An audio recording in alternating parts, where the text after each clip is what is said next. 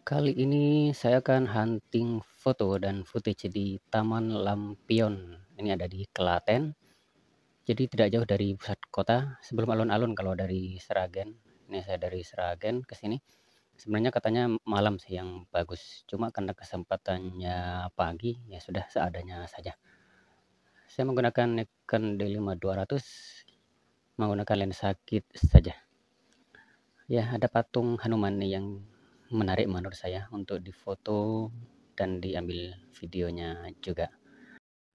Ini hari Sabtu, lumayan sepi, tenang itu suasananya dan teduh ya, pepohonannya cukup lumayan dan tempatnya juga luas dan menarik, tertata rapi juga.